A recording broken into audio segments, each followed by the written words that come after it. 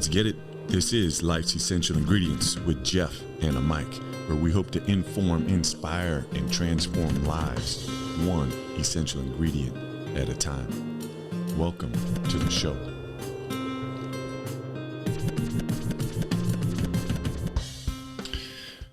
Pasho is back. I know this won't make sense to everybody else, but I have been recording a few shows without him. He's been busy working and the schedule hasn't lined up. And my Pasho, always so good to see you, my brother. Excited, get to hang out for the next hour or so. And our guest today is just going to keep us running. Dre, welcome to the show. Mike, this is my good friend Dre. You guys say hello to each other. Hello, Mike. Nice to meet you. Thank you for having me. Dre, thanks for being here. More excited. Talked a little bit to Dre, find out he's lived down here in my neck of the woods. So, man, how exciting is that for me? And it's been a while since I've been on the podcast, so I'm super excited today. Yeah. And those of you that are just listening in, you can't see. He's kind of bouncing up and down in his chair. He's bobbing his head. So check out the YouTube channel on this one because, Pasho is going to bring it. All right, about our guest. Born and raised in Berkeley, California by his incredible mother who valued hard work and education. Dre listened well and received his bachelor's degree from Occidental College, kept listening to his mom and received his master's in counseling from Long Beach State, and is still listening to moms because he is in the process of getting his Doctorate of Philosophy in Educational Leadership from Touro University. Dre wears many hats, but the one he favors is that of father to his beautiful and energized daughter, Mia. Mia, hello. You got the best dad in the world. That's just a little sidebar. Dre is an accomplished cook and makes a mean bowl of gumbo. So I hear, still waiting to taste it.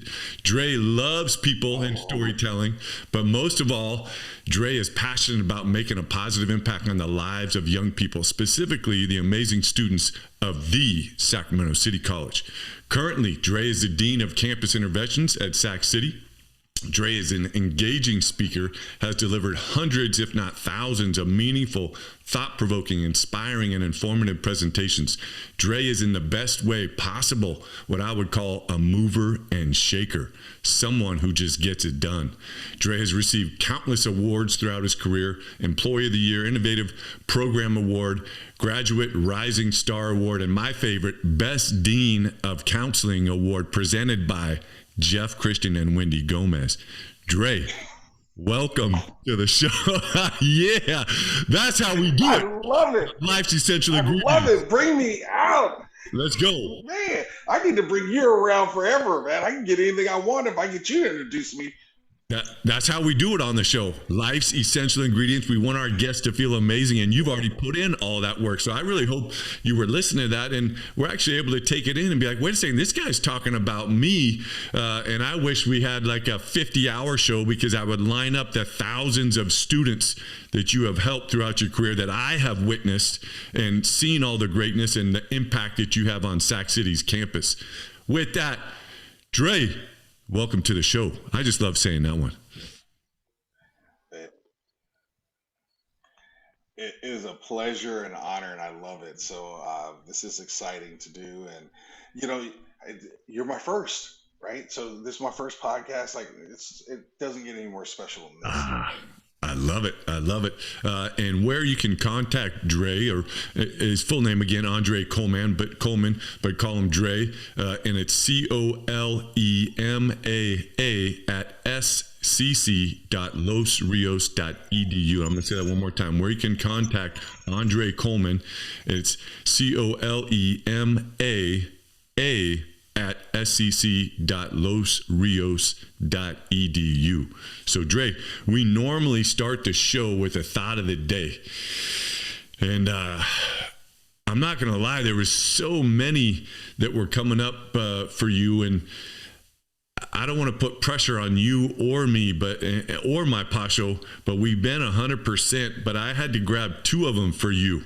And again, I could have grabbed so many because you just are so dynamic. But here's the first one. I'm going to give you it, and then you give me your thoughts on it. And this is a great quote by the amazing Nelson Mandela. If you want the cooperation of humans around you, you must make them feel they are important. And you do that by being genuine and humble. Why would I pick that thought of the day for you, and what are your thoughts on it? Wow, that is a great quote. Because I think ultimately, I often working with students all these years, uh, learn what's important, and you're trying to figure out how to motivate them.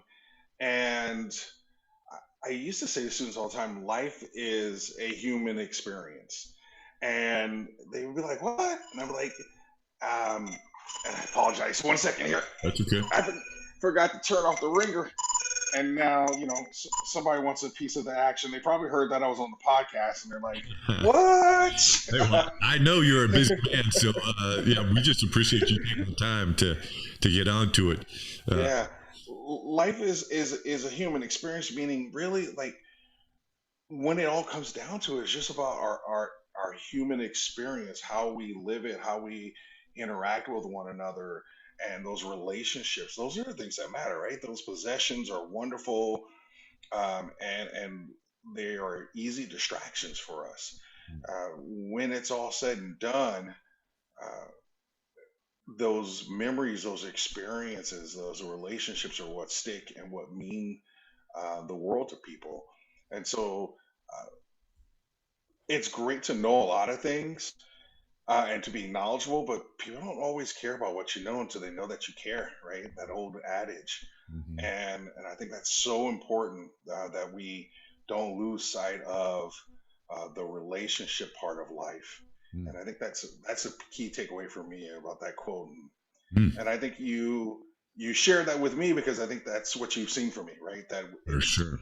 trying to develop relationships, and being authentic, and that authenticity can make up for a multitude of sins and errors, right? Because we're going to make mistakes, and we're going to get our relationships wrongs, and we're going to have misunderstandings and those kind of things. But if people know who you are at your core, and you are congruent with that, most things can be overcome.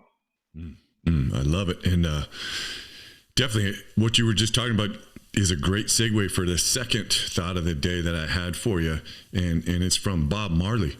And the greatness of a man is not how much wealth he acquires, but in his integrity and his ability to affect those around him positively. And you basically just said that quote. And again, it's by the actions that you've put forth onto Sac City's campus in the years that I've witnessed that. And so I don't even need you to respond to that, because I'm going to go on with one other. It's not even a quote, but it's a short little story. And then I'm going to get your thoughts on it. And Mike and I had the good fortune of meeting Muhammad Ali when we were playing at USF. And it was one of the great moments of our lives to be standing next to the greatest of all time, and just a strong man who stood for so many things. And at the time, his Parkinson's was taking over his body, and he had his best friend with him. And Muhammad wasn't able to talk at that time. But he put up his dukes, and he gave me a little bit of a jab on my cheek. And I wish he would have knocked me out, because it would have made for a better story. My pasha probably would have caught me. That's how good he is.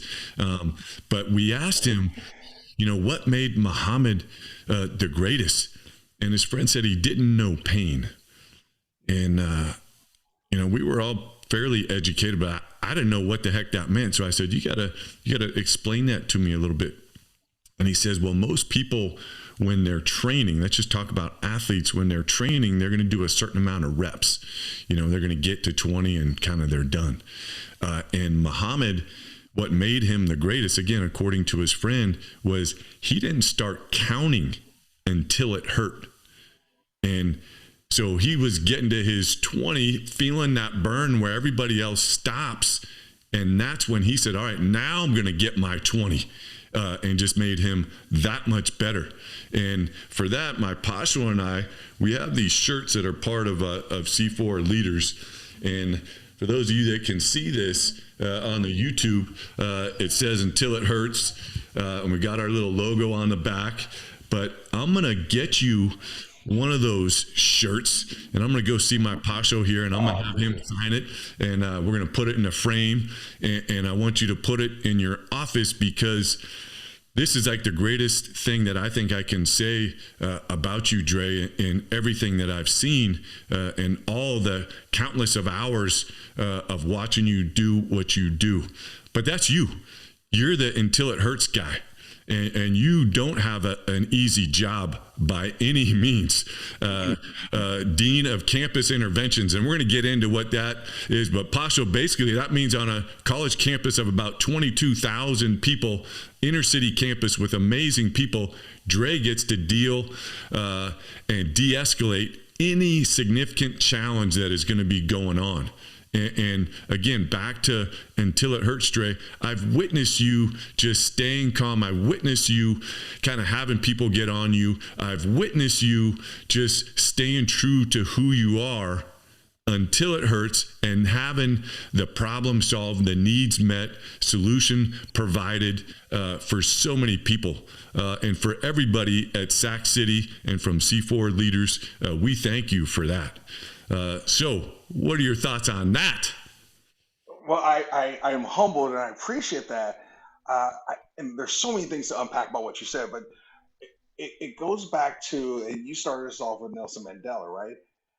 Our deepest fear is not that we are inadequate. Our deepest fear is that we are powerful beyond measure, that there is that greatness in us.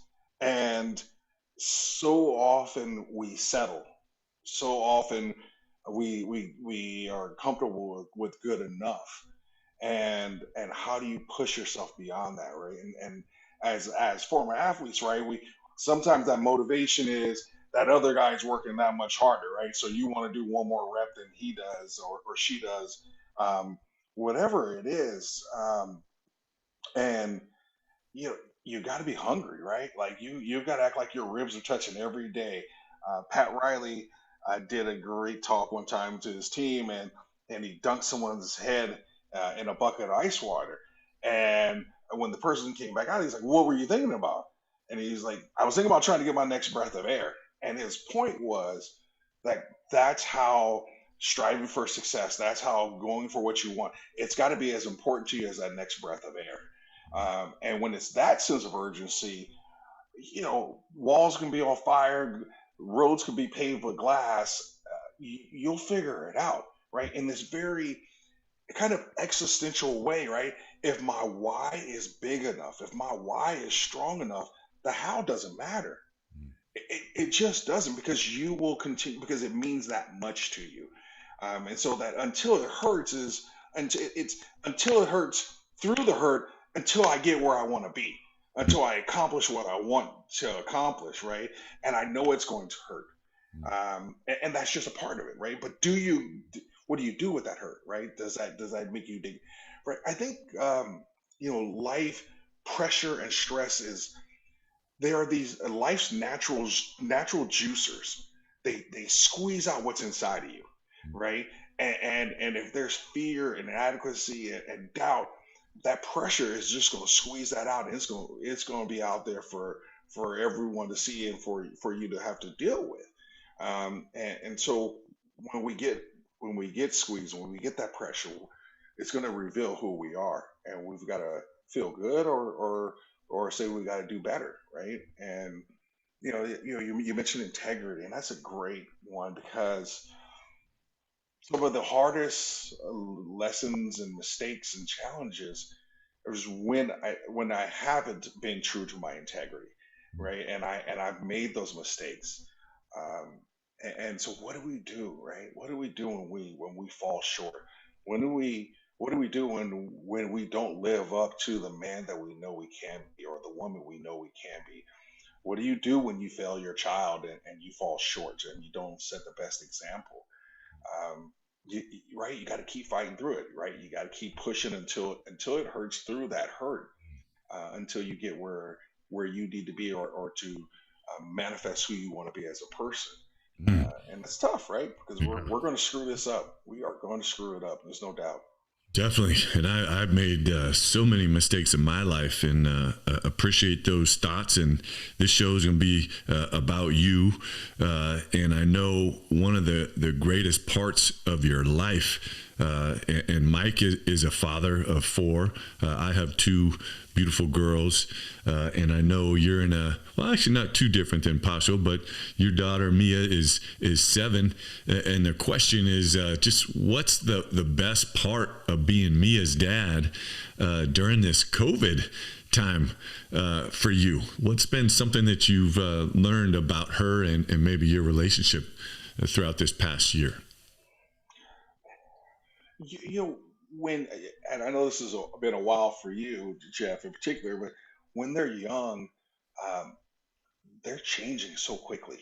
It's so fast, and in some ways, the slowdown, the quarantine life has um, has been kind of purifying, right? Right, stripping us of some of the busyness and the other things that kind of cloud our vision of seeing what's really important or what's even really going on sometimes. And so the slowdown has been great because it's really allowed me to see the change and the growth and the personality as it comes out and continues um, to change and to catch that nuance that I think sometimes in the busyness of life and the hustle and the bustle, um, you can easily miss. I think back prior to COVID and all this stuff. You know, we were gone all the time on the weekends, right? We got a pass to Six Flags. We would go to Six Flags, whenever we had our time together, or we would be at Hurricane Harbor in the summer. And uh, those are great times, and it was quality time. It really was.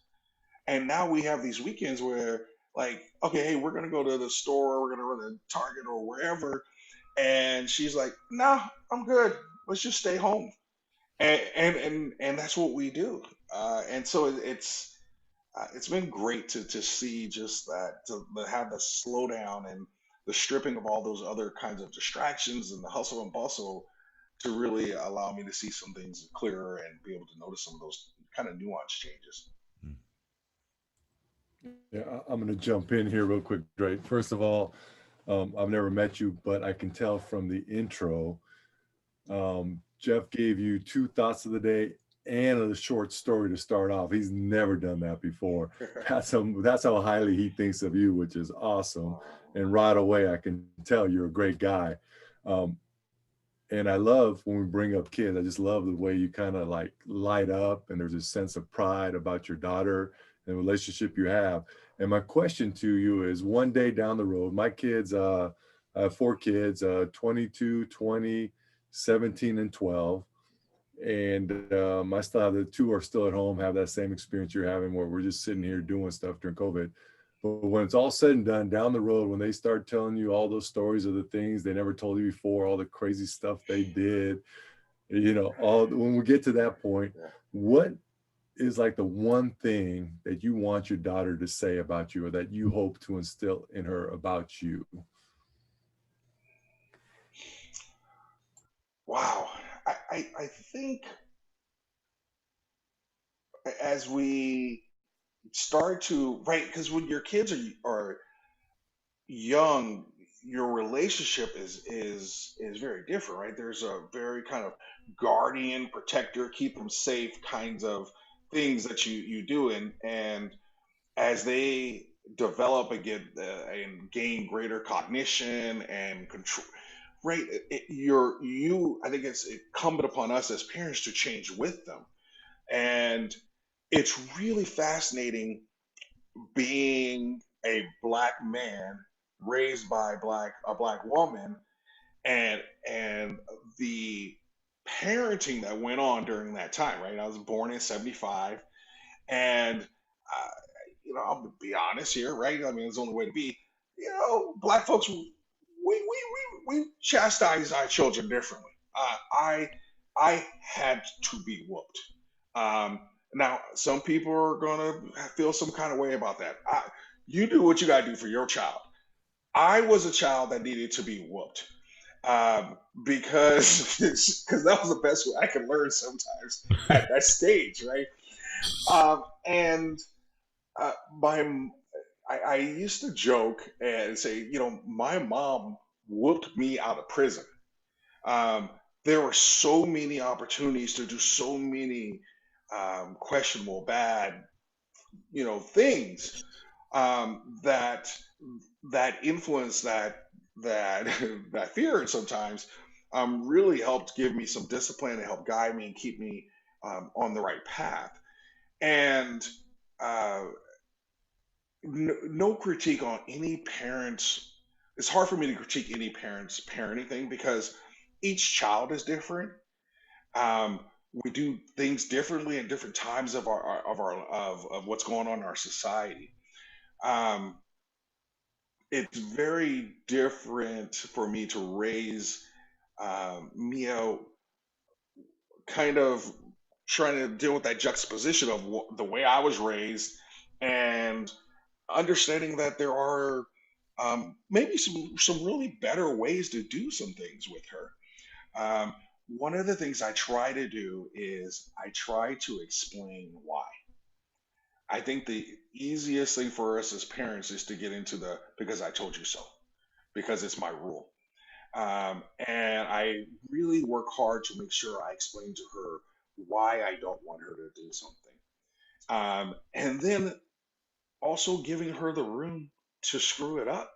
The we have two big struggles. One struggle is she loves riding in the shopping cart, right? Like seven, a big old kid. I ain't got no room to put groceries in it. I'm stacking groceries all over the place because my kid wants to sit in the grocery in the cart and just roll around and enjoy it. And there are times she sees stuff and she wants to go out and get it. And early on, she would just try to jump out. And I was like, no, like don't, because it's a car, it's on wheels. There's all kinds of ways this is going to go wrong. And as she's gotten older, the conversation now is, I need you to understand why I'm telling you I don't want you to do this because it's potentially dangerous. You can do it, but it's really dangerous, and you increase the chances of you be getting hurt. And so I explained to her now why I say certain things, why I don't want you to do certain things, and then I say to her, but you're likely going to try some of these things anyway. So my job is to make sure that I don't let you really get hurt, right? You may get injured, you may have some of these bumps and bruises, but my job is to make sure you really never get really harmed. And I said, so I'm going to tell you not to do some things. And sweetheart, sometimes you're going to do it, and I'm going to let you. And I'm going to let you make that mistake. I'm going to keep you safe, but I'm going to let you make some of these mistakes because sometimes you got to learn the hard way.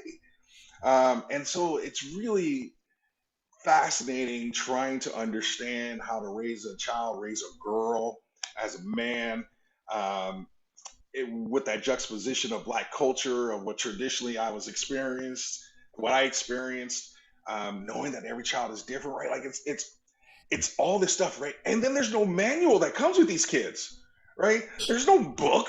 There's no right way to do this, right? So we're doing the best daggone job we can. We're going to screw it up. We're going to look back on it and go, yeah, I should have done that one differently. And so we just got to give ourselves that space to go, I'm making the best decisions I can today with the information that I have. Now, if I'm not making the best decisions and I'm not utilizing all the information, then that's a different problem. But most of us are doing the best we can with what we have, and we're going to make mistakes, and we're just going to have to figure out how to fix that. So I think what I look forward to, hopefully, is her knowing that her relationship with me is a safe space, that we can have any conversation. Um, and I've had that experience with her a couple times where I didn't really answer her question, and it led to more stuff. And so I had to come back to her and say, okay, listen, I'm going to always answer your question. I'm going to have to answer it to the level of where it's appropriate for me to share with you and where I think you can understand. But I'm not going to shy away from anything with you. And she really appreciated that. And there were times where I'm like, you're too young to understand that. So I'm going to tell you this. but it's more complicated. And so I think, right, when it's all said and done, if I can have that relationship where she knows that she can come talk to me and we can talk about anything, um, I may not always like it, and we have that conversation too, where you know how kids are, right? They're gonna tell you some of the truth. You know, they may even borderline get to the place of lying, and my constant statement to her is, I don't really get upset. I will get upset if you're not being truthful with me. Whatever it is, let's just deal with it, right? That's easier than all this other shenanigans, right? So let's just deal with it. So I hope those are the kinds of things that she cherishes about her relationship, that she looks back upon. Um, you know, because right, in the ideal world, I will leave this world before she does, right? And so only God knows when that is. And as someone who, you know, my father died when I was younger than two, and so I was raised by my mom, and you know, wonderful. Like it's so tough, right? You in that moment growing up, you're like, parents, rah, and then you get to get older and you get to appreciate that relationship with your parents, and you get to see some of those old experiences with new eyes, um, and you gain such a different appreciation for them.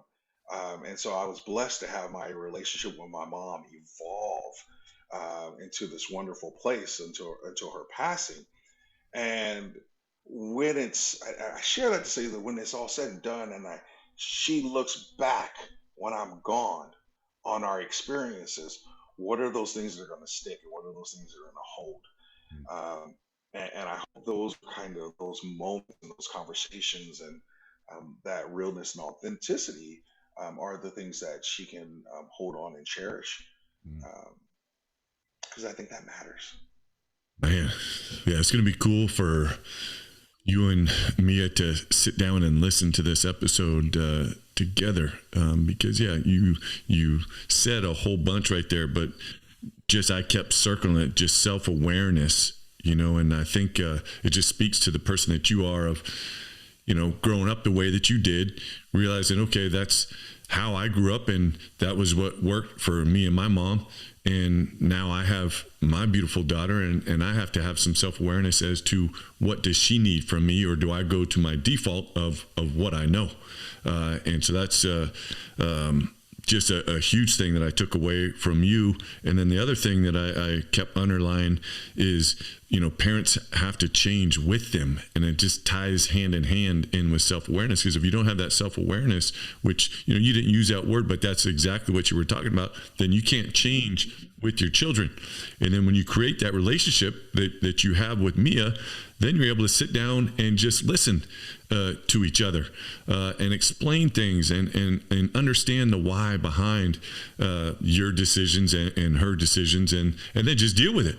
And so, yeah, that was, I appreciate just your insight on that time that you have with Mia, and what you hope she takes from your time together. Different question for you. I know you've had a lot of positive influences in your life. Is there any one mentor? It's probably a hard question, that really stands out, that you would just like to honor with a couple thoughts, and why? Wow. You know, I struggle with this mentor concept, not because of mentor, because I firmly believe in it. Um, I think there are some people that are lucky enough to have one mentor and that's all they ever need. Uh, I don't know if that's always our situation, and I think uh, we have to, or I, speaking for myself, I have had to find mentors for different pieces of my life and for different stages of my life, because I'm evolving, I'm changing, right? And that dynamic uh, does change. I have a dear friend, and I don't want to. So it's tough, right? Because I start throwing out names, and then some folks will be like, "Oh, what about me?" Like, right? But one that really sticks out is a very fascinating relationship. A dear friend of mine, Corliss P. Bennett.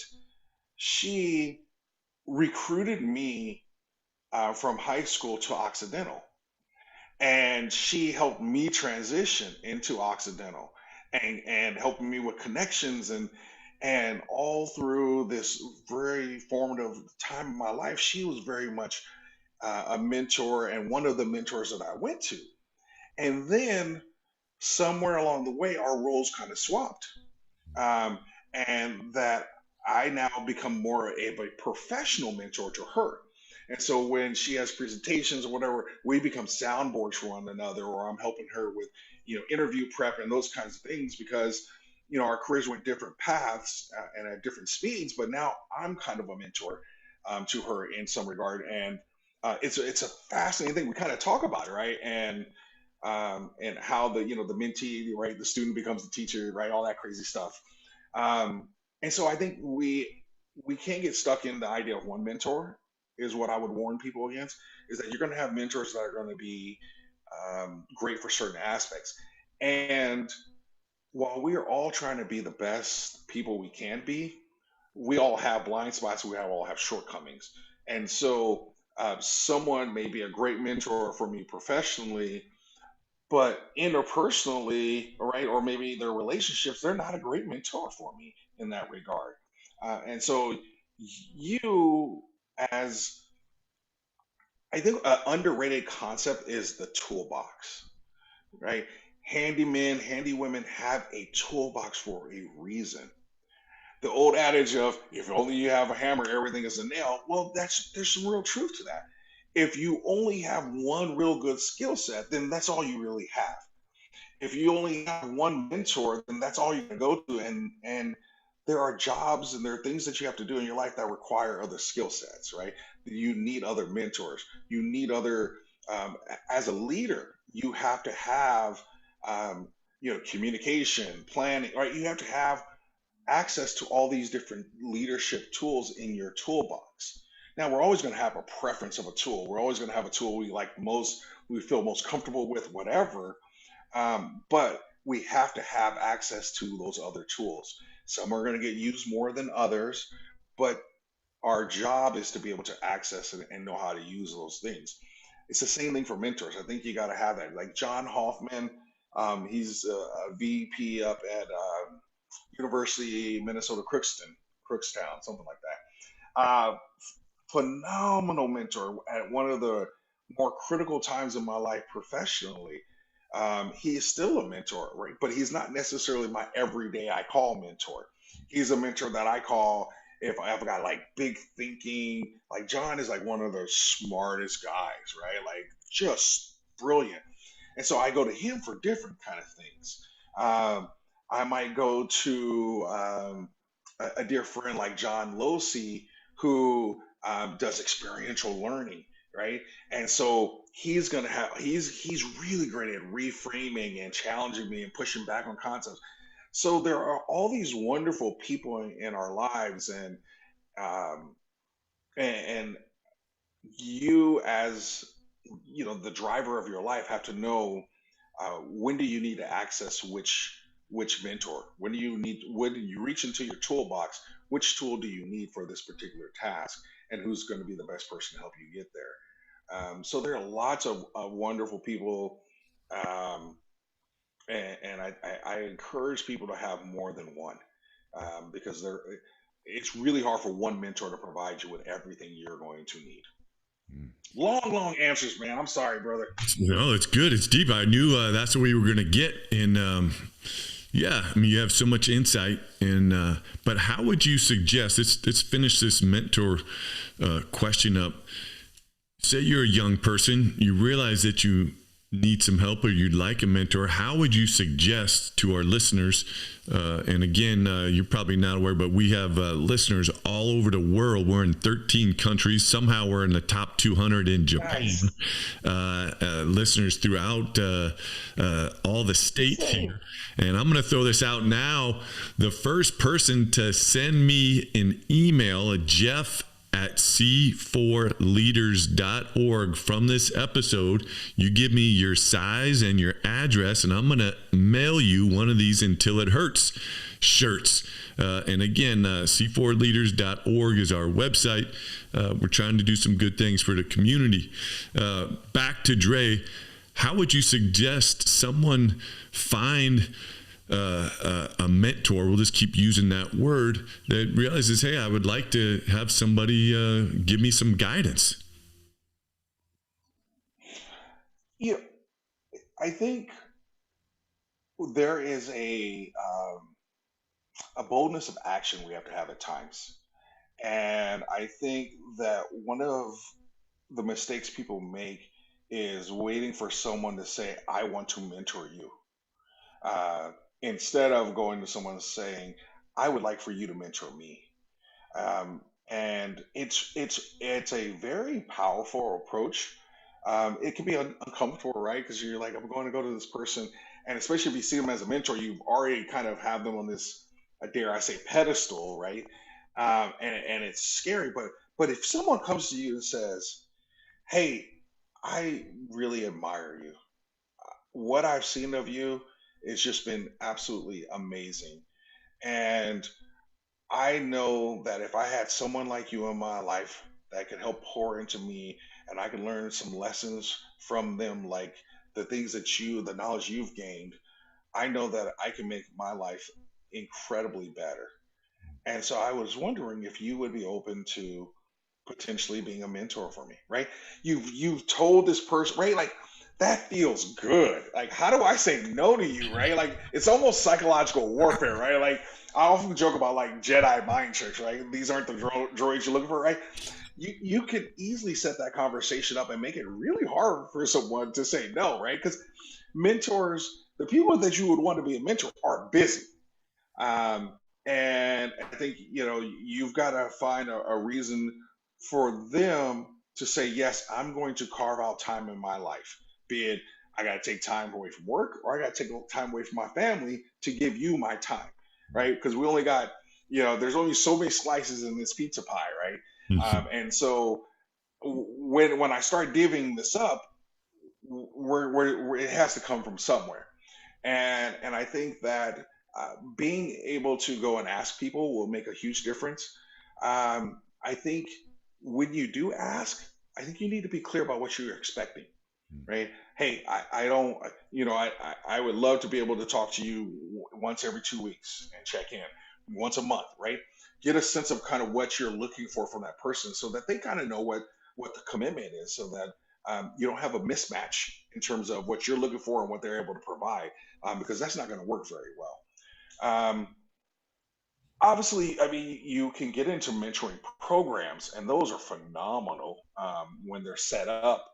And I wish we did more of them, frankly, in all the fields that we do that. But um, there is just something magical about an organic connection with someone that becomes your mentor.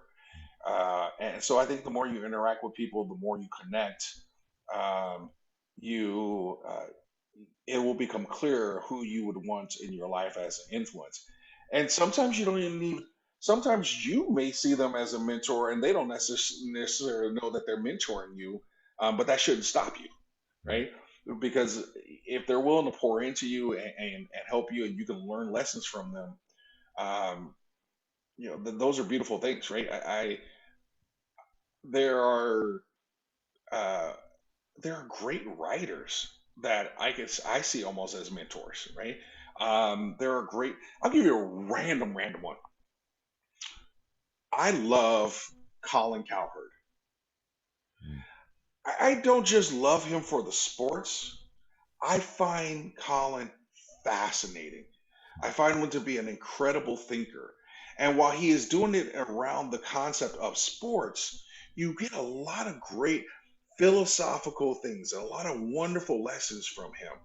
And so I kind of, in some real way, see him as a mentor to me. He doesn't know who the heck Andre Coleman is, and maybe one day that'll be awesome.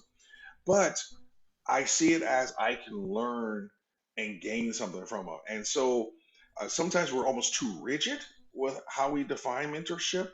I think it can come in a variety of forms, and ultimately, it's what we do to pull it all together, right? It's your C4 pizza, right? There's all these ingredients, right? And yeah, you can throw every ingredient you got onto the pie. It may work, it may not work, right? But the best ones are when you're intentional about those ingredients and what you're putting in there, and what kind of balance there is, right? Right now we're getting into the food part of me, right? That you think about the textures, you think about the sweet, the salty, right? That's what we're doing here when we're creating our lives, is we're finding out what our pie needs to look like, and every day we get to decide what kind of ingredients we're going to put on that pie. Mm. And so we can make fresh pasta sauce to be the base, or we can use canned stuff. Now, no disrespect to canned pizza sauce, none. But it's hard to beat fresh made pizza sauce, right? That you worked on and you perfected that recipe, and it's right like. And so as I've worked with students over my career, I often talk to them about setting the table for your life. So what are you going to put on that table? Right? There's nothing wrong with plasticware. I use plasticware because I don't want to wash dishes sometimes. There's a difference between choosing to use plasticware, paper plates, and that's all I got.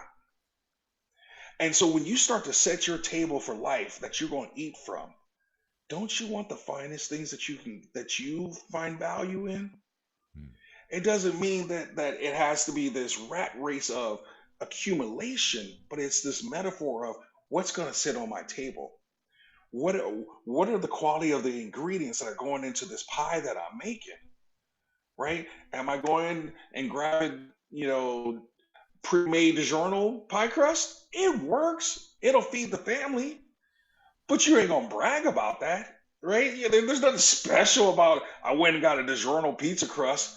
There's something special when I made that dough and I worked that dough and I let it rise and I beat it back down and I spread it out, and the love that goes into that, right? So this is like the most important pieces of our existence, is understanding like the implications of the decisions and the things that we're choosing and not choosing, becoming a part of that pizza that we're making. And so those ingredients you got to choose, and you get to choose, and you get to choose if they're fresh or if they're frozen, if they're right, if they've been sitting in the fridge for a week too long and you're trying to make it work, or what, right? So don't get me started here. Not only is that incredibly deep, Andre, you made me hungry. Wow. Well, I do well at making sure I get my meals in. Okay. Hey, definitely. I love everything that you were saying, and I love talking about the table, and I just created, with the help of a good friend, our flyer for what C4 Leaders is going to do once COVID allows us to get out to the community, to build community and bring people together. And it's really around this methodology of coming to the table, set the table, sit at the table, and celebrate the table. And when we do these events, we're going to build off of each of those to truly see each other, and then use incredible ingredients, help people identify their life's essential ingredient, and then create a platform where we can be there for each other, even if it's just for one meal. And experience this time together. And so, yeah, Mike and I are so excited, and we hope to even roll up the truck to Sac City once things are right, and drop some C4 and bring life's essential ingredients and pizza day to the students and staff of Sac City, because we're definitely speaking the same language. And like my Pasha said, you're making us all hungry. Well, and you talk about setting this table, right? And this is so I'm reminded of a Les Brown speech, and I'm going to butcher it a little bit here, but he was telling a story of someone who was traveling across Europe, and how the people would come on the train and they would check the passengers, and they would ask like these three questions: Who are you? Where are you going? And who are you with? And those are really simple, but incredibly profound questions.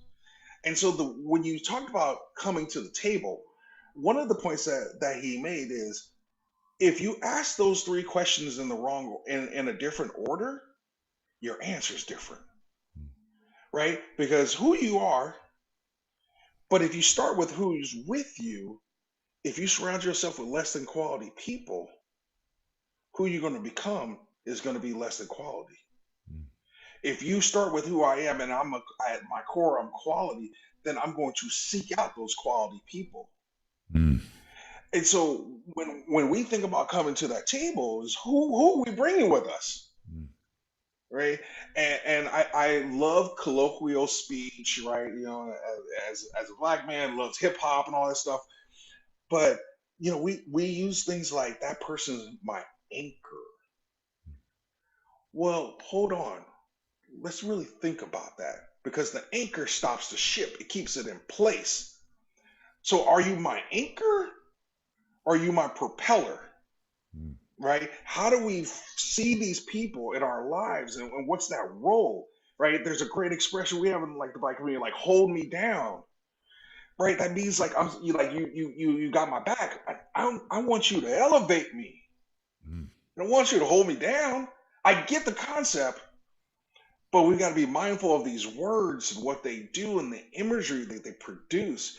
One of the most effective things I have found working with college students and just people in general is I like to tell stories and I like to tell analogies, right? Because one, it doesn't always feel like I'm preaching, but the imagery sticks with people. The story sticks with people, right? The Bible said Jesus spoke to us, and I don't. If you're not a believer, please, I don't mean to offend you, but for my framing, Jesus spoke to us in parables because that's what we could understand. And so when we think about that, then what are some of these analogies about our lives? And so this idea that you're talking about coming to the table, like that's it. And so when you come to that table, I want you to think about who you bringing with you and who do you allow to sit at that table, because that's a critical decision, right? You could have the best meal in the world, but the worst company, you ain't going to enjoy that meal, right? And then so you set the table, right? And your four steps, and then you sit at the table, right? And so there's so much richness there that really needs to be unpacked. I mean, you said it, and I can only imagine how deep you will go in those kind of four stages, but there's a lot to unpack there. And so I love it. I love the concept, and I got all fired up. So yeah, I'll rein myself back in. Yeah, I've been working on that and trying to figure out how do I package this to make sense in this day and time and the challenges that we face, and what can C4 leaders do to bring people together and do our part with just making this world a little bit better. And so I'm excited because I already know the pizza is on point. Hey, but and the only reason why it's on point is because I butchered a lot of them. I made lots of mistakes, but I've got the dough, I got the sauce, I got the ingredients, I got the partnerships. And so we're ready to bounce and get out and do what we do. But hey, we're going to change it up. Life is not always so good. And there's always these pivotal moments of when what Pasho and I would call internship moments. And have you ever seen that movie, The Internship? I have. Nice. Okay, I'm going to play a clip, and it's a little bit long, but it's good. And then I want you to think about, was there a time in your life where you were in this blender and you don't know which way is up, what direction you're going, and what the heck is going on? And then all of a sudden you get out and you realize that you're better from it, and you're just like, what? You know, you thought you were in this thing, and then now all of a sudden you're out of it and you're doing this. And so we love this clip, but listen to it. I want you to apply it to your life and then share it with the listeners. And here we go. Let's get No weird. judgment, shoot. You're shrunken down to the size of nickels and dropped to the bottom of a blender. What do? You take her flat on your back like You this. just lay back, lay enjoy stiff that as a board, breeze, light as a feather, pretend it's a fan. and let those back blades whip all around you like this. It's like getting an MRI. Once this blender's on, it's on forever. It's on. Respectfully, I gotta disagree. We sold blenders, and even the best model in the world is only gonna run maybe 10 or 11 hours. So we're getting out, and when we do, we're better off for it, because whatever doesn't kill you makes you stronger. It's not so much getting out of the blender, it's what happens next. That's the question. You've got 2 nickel-sized men free in the world. Think of the possibilities. I mean, I'm top of my head and I'm just My spitballing head's here. swimming. Sunglass repair? We'd be hell on those little screws. Or maybe stick us in those submarines that they put in people's bodies to fight diseases. Okay, that's not a real thing, the submarines. No. Wait a minute. I thought we were stuck in a blender. Now we're saving lives? What? What? What? What? Let me just recap this for you real quick. We started off in a blender. Yeah. Now we're saving lives. What? What? What? What? Wait a minute. We were stuck in a blender. What a journey. And now we're saving lives? You What? guys led us to this. Thank you. Oh man. So could you hear that okay, Dre? Good times. Oh yeah, man, it's great. I remember that part. It's absurdity at its finest. Absurdity. Oh man, brother, it's really, man, life is so fascinating because we almost desire to have this life that is as smooth as possible, right? That is not that we don't experience these disruptions. We don't get tossed in the blender. And while we want our lives to be super smooth, when you really think about all those turbulent times, you end up stronger. You end up better as a result of it. But it's not necessarily what we seek out, right? Because that's not really our human condition, right? We don't say, I want to be disrupted. I want to experience these challenges. But when we look back, you can see the value of challenges, right? It's like saying, I want to be a bodybuilder, but I don't want to lift weights. Well, it just doesn't work that way. And so we have to go through those things. And it's tough, right? Especially when we never know when we're at the mountaintop or we're in the valley, right? And the perspectives are so different. And sometimes we're at the valley and we got people at the mountaintop telling us it's okay, it's gonna get better, but I can't see it down here. And then there are times when we're doing the mountaintop for someone else and they're in that valley, and the vantage points are so different and it's so challenging. And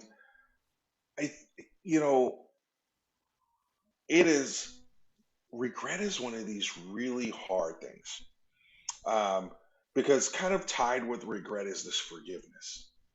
And I think too often our focus on forgiveness is external, and not enough of our kind of self-healing. And we're going to, I mean, you've heard me say this before, we're going to screw this up. That's just our human condition. But when we do, what do we do? And we always have to try to make amends to those, with those that we've wronged or offended or anything like that. But we don't always talk about making amends with ourselves and forgiving ourselves, and how disruptive that can be, because that becomes, in my mind, that becomes a part of that negative self-talk that is also consuming. And we know how many more times we have to hear something positive for the one time we heard something negative. And we can get into these self-defeating behaviors that become our own barrier, right? That we don't need someone sabotaging us. We're doing this well enough ourselves, because we haven't taken care of ourselves emotionally to heal, release, forgive, and do those kinds of things. And so I think I look back on all those experiences and I go, a lot of those challenges were preparing me for the next challenge. And the beauty of life in some real ways is there's always another challenge. And as you get proficient or you conquer one, it's no longer a challenge. So then you go through it again and you never even notice it because it's not a stress. It's not a challenge, right? If you're a marathon runner, right, and when you started, you could only run 1 mile. Once you conquer that 1 mile, when you're on mile 3, you didn't even think about the first mile being a challenge, but it was a challenge at some point. And so now you're at 3, and then your next challenge is 4, and then your next challenge is 5. There's always something around there. And I think like we ask for things like I want strength, and we don't always get strength as this A to B connection. We get strength through the form of opportunities to develop the strength, and then that's how you get your strength, right? And so all these different skills, patience, you don't just wake up with patience. You get presented with challenges and situations that allow you the opportunity to exercise patience, to learn how to master that skill set, right? That's what life is always doing to us. It's given us the things that we need for the skills that we want. And so it's always going to be disruptive. It's always going to, there are going to be times when you feel like that nickel in the blender, you're making a ton of noise and all you're doing is getting nicked up, right? And you got the battle wounds for that. And in some ways, we have to wear those things with pride as part of our experience, because that's all you can do. Yeah. No, a lot of great insight and advice. And I want to get to this because I want to be respectful of your time. And this probably not, there's this like a 3-part question I have for you. I'm going to just go with the first one because I think you're just the best person in the world to ask this. What can parents do to support their children in returning to school? Let's just fast forward to the fall, and let's hope that COVID is going to allow us to get back and create this new normal. There's going to be a lot of great highlights with that and some challenges, but we'll keep it simple because I want to get to all these. What are the three top things that you think parents can do to support their children in returning to school? And we'll just, go with, middle school to high school kind of area. Yeah, I think when we think about education and educational experience, I've read studies, and there's been studies that talk about kids start dropping out of school as early as kindergarten. They may physically continue to go, but mentally and emotionally, they are engaging in that process. And so I think there are, especially where you go to school, and I think in very real ways, your race, ethnicity, you have very different experiences of the educational system. And so I think it's important for parents to uh, make sure that students know that their child knows that they matter, and that getting this degree matters. Um, it's hard, I think, when you're going through it, that middle school, high school era, or bracket, to see why I need to do all of this. And the why isn't this transactional thing for a degree, for a job. I think you want to impress upon your children um, that the education is not right now. It's very much about, can you recite dates and these kinds of things. What I want you to do is I want you to learn how to think.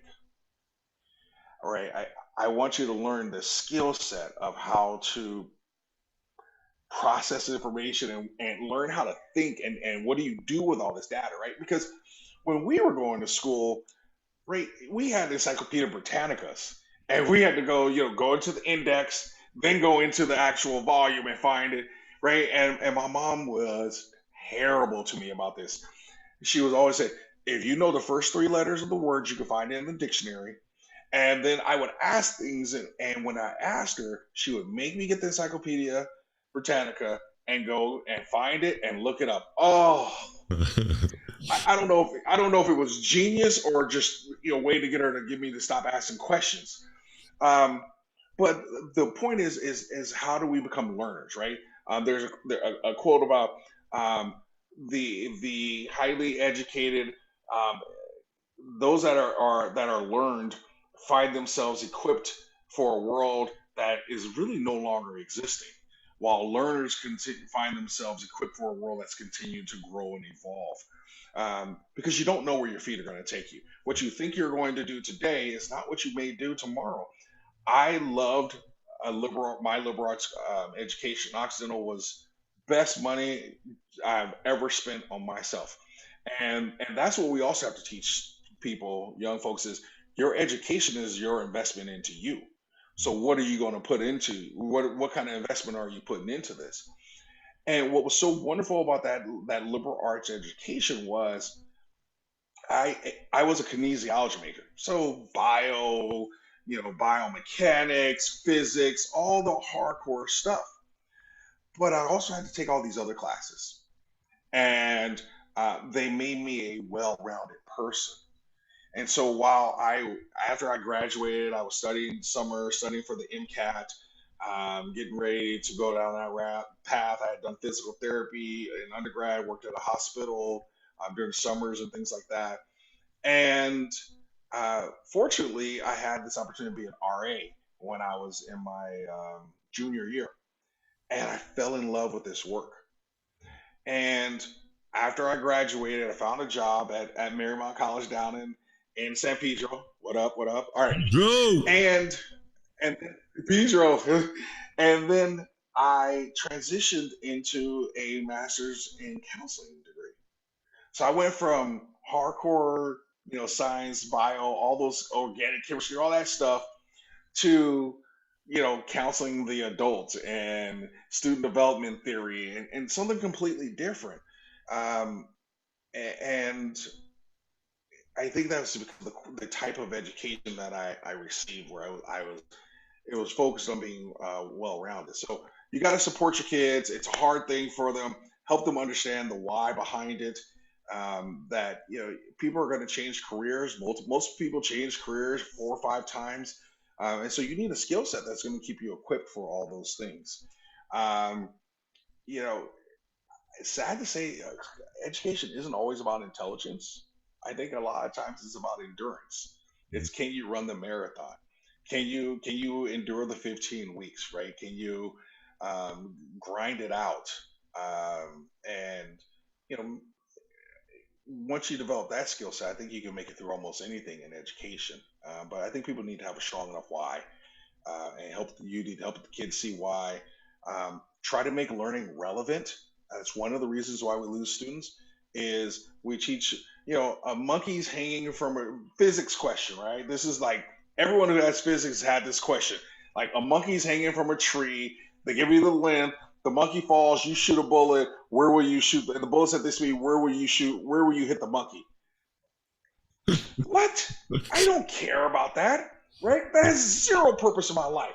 Now, if you said to me, your friend lives in the residence hall, 2 residence halls over, and you want to shoot a water balloon through his window, what angle do you have to shoot that? Oh man, I'm in. I'm all in, right? Because there's some relevance to that, right? Like, what the hell? I'm not gonna shoot a monkey hanging from a tree, but slingshot. Okay, that's interesting, right? So I think we as parents have to demand a different kind of education as well, a relevance for the education to try to engage students. So sorry, long answer there, but no, it's very, very good stuff. I want to keep picking your brain because it's going to get harder. And I just think everything is tied together, and that's good and bad. And so my next question is around what can parents do? They're busy working. They have hope that their children are going to school that's going to do these things that you're mentioning. But this all has to be tied together with support of the teacher too. And this is where I think there's going to be some serious challenges in the fall and moving forward. And I do think we're going to come together and we're going to figure it out. And hopefully it's a way for education to kind of reboot and see things a little different, just like we're doing now, hopefully with President Obama reimagining policing. I think we're at that time to reimagine education as well. And just like you were talking about, Dre, with certain segments of our population, the black and brown, aren't receiving the same education. And let's reimagine how we can do this. But part of that is tied to, well, let's reimagine how we support teachers too, because while they've been at home educating their children, their own children, they've been doing it for all the children that they're doing it for in Zoom. And I being a professor, and I'm not working anymore, but was wearing those shoes, and my job got probably 4 or 5 times harder online.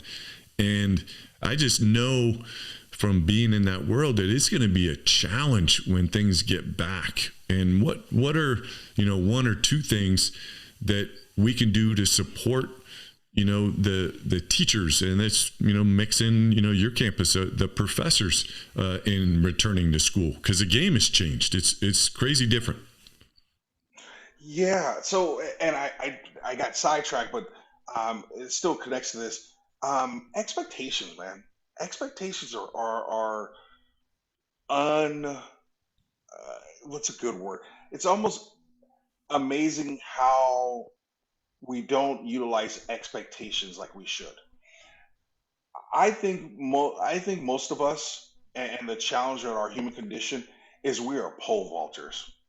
You set that bar at 19.6, I barely clear it. You set the bar at 19.8, guess what? I barely clear it. That's just kind of how we are. And I think one of the best things that we can do for our students, be it a parent or a faculty member, is set the bar. Because students are going to complain and moan, doesn't matter, right? They're going to complain and moan no matter how much work you give them, right? So set the bar where it needs to be, and they'll clear it. Some people may need a little extra support, a little more coaching, a little more encouragement, whatever, but set the bar.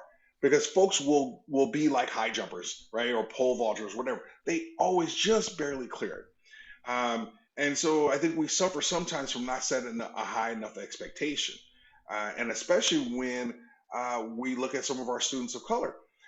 You asked me about mentors earlier. Stuart Rugg, absolutely one of the other more powerful forces in my life at Occidental. And I never got less than an A or A minus in his classes because Stuart wouldn't accept that from me. There was no way he was going to tolerate that from me, right? And we had a phenomenal relationship, and he was a great mentor and incredibly encouraging, and he set the bar high, right? I mean, we're undergrads. He wanted us to know every bump, every oh my God, I'm escaping the words, but all the different ridges and all that stuff. All that stuff. Unreasonable expectations, it felt like. But we met them, right? And even if we didn't necessarily get it, we did better than we thought we would have done. And so the power of expectations is really important. And sometimes we have to be sensitive to this concept of challenge and support, right? The higher the challenge, the more support I need. They have to match. If you give me a high challenge with low support, I'm going to be overwhelmed. If you give me a ton of support and a low challenge, I'm going to be bored. And so our job is always trying to find that balancing piece. And I think it's going to be really interesting in some disciplines because we've experienced an awakening of sorts. One of the struggles with our educational system is we basically had 2 models, right? We had the original Oxford model of education, right? Where, back in the 1400s, all that stuff where you had a mentor and you were like an apprentice and you kind of studied under someone and then they said you were ready and you progressed. And then we had this model, which was really based on kind of factory, right? Factory assembly line kind of learning, where there's 30 students in a room. They all face forward. There's one expert in the room that stands in the front of the room. Learning is not cooperative. Learning is not necessarily engaging, and we teach them that way, which is so fascinating to me, right? Because when you think about education and you think about people who have to teach in education, we're some of the smartest people, right? We know that there are different learning styles, right? Like one of the first things you learn is about Kolb's learning style, active experimenters, reflective observers, right? All these different types of ways that people learn. And we know that not everyone learns the same way. But we've built a system that works for one learner really well, right? The student that can sit in the chair, take in the information, digest it, grab it, and then be able to give it back to you on an exam. But that's how we teach. And it's like, well, we know there's better ways of doing this. We know that. What happens when you go to graduate school? All of a sudden you go to graduate school, you don't sit in those things every day, every week. We would move the chairs around, sit in a circle, have conversations, talk about stuff, learn the material. It became a very different learning experience. But we keep doing the same old, same old. And I think people are questioning those things. And people are going to push back on it. And people are pushing back on curriculum that's not inclusive. History is almost always told from the winner's vantage point. Well, that kind of romancing, some would say whitewashing of history doesn't work. And it worked before when we had Encyclopedia Britannicas, and that's all the information you could get to. And now all these students have a computer in their hands all day, and they can Google something faster than you could talk about it. And they have access to more information, and they have access to other perspectives and other things that happen in some of these stories. And we're going to have to adjust, because the way that book that we buy, that we have U.S. history that's been printed that way for 30, 40 years, that they are in edition 12 or 20, whatever it is, that book isn't going to cut it anymore with these students, right? Just kind of, glossing over some of these historical things and not talking about Native experiences, not talking about Asian experience or Black experiences to the full. That just isn't going to work. And so I think there's going to be some tension there. And so I think folks are going to have to work to be more nimble, more inclusive. And I think what's always a magic ingredient in teaching, and this, is caring. We started off with, it's not how much you know. People don't care about how much you know until they know how much you care. And I think bringing that back into education will do wonders for our students and for the experience, right? Because now if my students know that I care about them, if there's a disagreement or I misstep or I make a mistake, they know it's not coming from a place of intentionality or trying to harm them. It's just I made a mistake. I love this poem from I'm escaping the name, William Blake, A Poison Tree, one of my favorite poems. I was angry with my friend, I spoke my wrath did end. I was angry with my foe, I shared it not, my wrath did grow. Right? And then he goes on to talk about how we feed into that negativity. And so when we go back to the very beginning, I was angry with my friend, I spoke my wrath did end. When we have those relationships and when we have those friendships, it becomes easier to overcome some of the life's missteps and mistakes. And I think that infusing that caring and the relationships back into education will make all the difference in the world for instructors as we come back to figure out what this new normal is, because we don't even know, right? We don't even know what this is going to look like. We have an idea, but who knows? Yeah, no, and I love hearing that, and that really is a great way to. I got one last question for you, but we've evolved as a species just by doing what you just said, caring about each other, supporting each other, and having that connection to allow us to be there for each other. And I'm excited to see what this new world is going to bring, because we are long overdue for change and creating opportunities for all people. And I'm going to be fired up for C4 leaders to somehow have a little bit of a role in trying to create that world. And my pastor and I will be coming to a community near you. Again, reach out to Jeff at c4leaders.org and let us know how we can help. With that, Dre, I got one last question for you. And we usually end the show this way. And it's a great quote by John Alston. The only thing you take with you when you're gone is what you leave behind. And you know my role as a nurse, I'm going to put it in context with you. Not that you're going anywhere soon, but I want you to get deep here a little bit of, you've lived a great life. You're, at the age where your time has come, you're surrounded by the people that love you. What is it that you want them to feel from the time that you were involved in their life? I hope that folks remember the passion to which I live life. I have a lot of fun. I enjoy life, right? And we have to get old. We don't have to grow old. Or I said that backwards, but you know what I mean, right? Like we have to, from a number perspective, we grow old. We don't have to get old, right? And so we can, to the best of our ability, keep our energy and our passion for life and enjoy it and having fun. Um, I I hope that there is a celebration of the lives that I was able to touch, particularly in education with my students. It's so fascinating, and I'm terrible because I got to reply, but I had a student from my Concordia days. So this was 2000 through 2005, 5.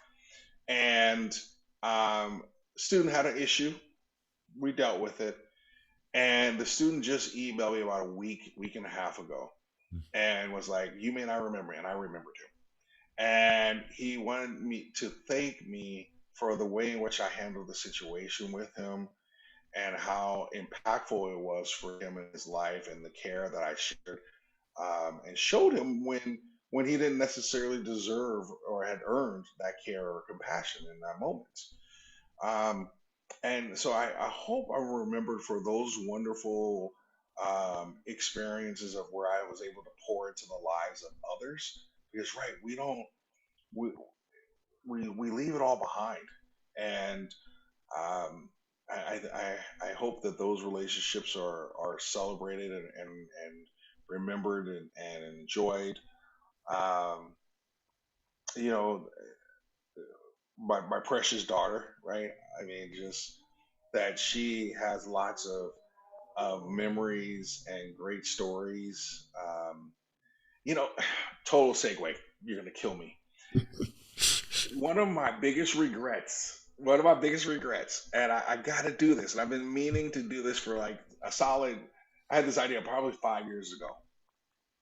What I want to do is at the end of each year, I want to do an end of year message and talk about that year and anything that sticks out and leave a message for her. Mm. And I think that, and I encourage anyone to take this idea and to do it, but I think there's something amazing that would be powerful to be able to go back and hear your loved one's voice or hear the stories or to see their expression about how they tell a story. And I think, I feel bad a little bit because I think I've cheated her out of a couple of years.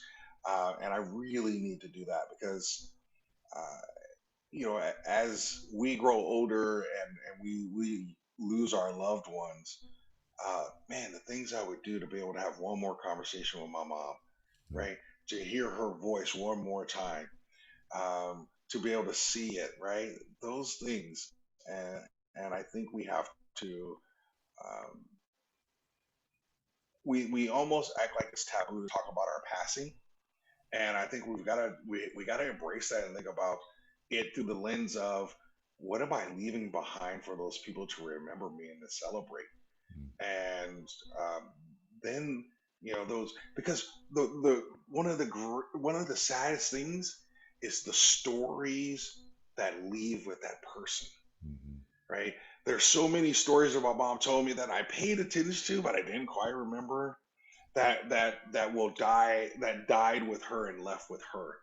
Um, and they were great stories and great things. And so I think if we could spend more time thinking about that end, right, the Stephen Covey began with the end in mind. If we're thinking about that end, then we start to do things a little differently, working towards that end.